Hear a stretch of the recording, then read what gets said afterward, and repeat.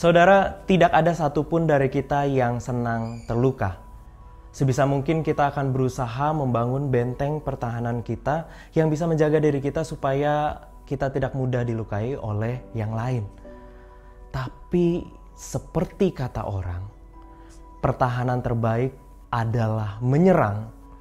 Maka seringkali kita sadari atau tidak, dalam kita mempertahankan diri supaya tidak terluka, kita malah memilih untuk melukai yang lain. Seakan di dalam hidup ini, kemanapun kita pergi melangkah, di tangan yang satu kita membawa perisai. Tapi di tangan yang lain kita membawa pedang.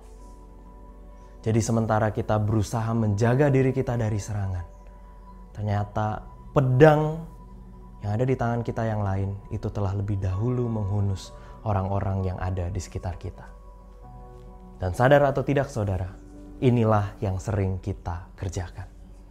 Kita bilang kita sayang kepada anak kita, istri kita, suami kita. Tapi demi menjaga gengsi, demi tidak mau disalahkan, demi harga diri kita bahkan, kita memilih untuk melukai mereka. Dan kita merasa hebat ketika melakukannya. Saudara, dua yang saya mau sampaikan tentang ini. Bahwa pertama, tanpa sadar, sebenarnya kita mengakui bahwa kita ini sangat lemah. Diri kita sudah seperti barang pecah belah, saudara. Yang bahkan untuk menjaganya kita harus menyakiti yang lain.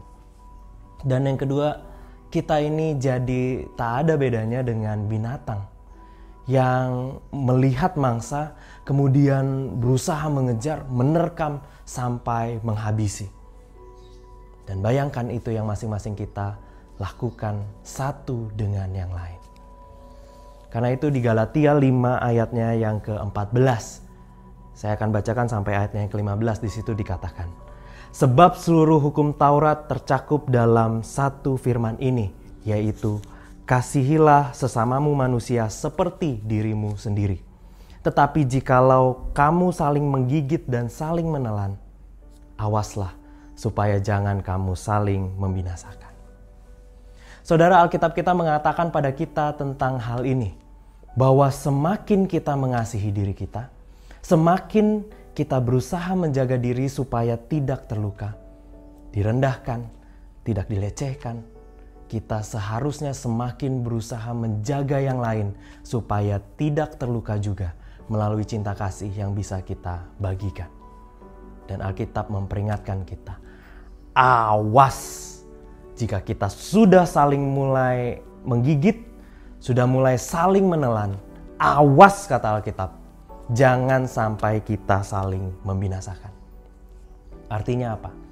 Artinya ketika kita saling melukai, ingatkan diri kita bahwa tidak ada keuntungan apa-apa yang akan kita dapat. Malah sebaliknya, kita akan mendapatkan kebinasaan. Maksudnya apa? Maksudnya kita hanya akan menciptakan kerusakan permanen yang bisa jadi sudah tidak bisa kita perbaiki lagi. Kerusakan pada relasi kita, dan ada yang seperti itu sampai mati belum sempat untuk memperbaiki relasi. Kerusakan pada masa depan anak kita, kerusakan pada pelayanan kita, pada ibadah kita pribadi, dan bahkan kerusakan pada hidup kita, masa depan kita.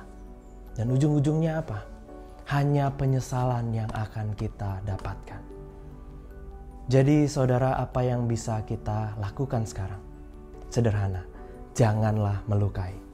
Dan yang kedua, yang sama dengan itu adalah, kalau kita sudah menerima luka, pastikan kita tidak akan memberikannya balik. Karena itu bukan menjadi keharusan bagi kita. Bahwa ketika kita mendapatkan luka, kita jadi harus memberikan luka yang sama. Tidak. Pakailah satu prinsip yang menurut saya sangat baik, yaitu semua yang baik harus saya salurkan. Dan semua yang tidak baik itu harus berhenti pada saya. Dan teladan siapa yang kita peroleh? Teladan Tuhan Yesus Kristus sendiri. Ketika balas-membalas di masyarakat saat itu terus terjadi, kebencian membuat yang satu menyakiti yang lain. Dan saudara, domino-domino kekerasan, kejahatan itu terus bergulir sampai jauh. Yesus membiarkan salibnya itu menjadi tiang yang kokoh, yang cukup kuat untuk menghentikan efek domino kebencian terus bergulir sampai kemana-mana. Oleh sebab itu, tidak heran kalau pada akhirnya kita bisa melihat murid-murid Tuhan Yesus itu jadi penuh kasih dan mampu untuk mengampuni. Karena itu pertanyaan buat kita renungkan bersama sekarang. Adakah salib yang sama itu saudara temukan dalam hati saudara? Ataukah hati saudara masih seperti hati binatang yang selalu siap untuk menggigit dan menelan hingga akhirnya membinasakan? Awas, kalau kamu saling menggigit dan menelan, awaslah supaya jangan kamu saling membinasakan. Tuhan menolong kita sekalian. Amin.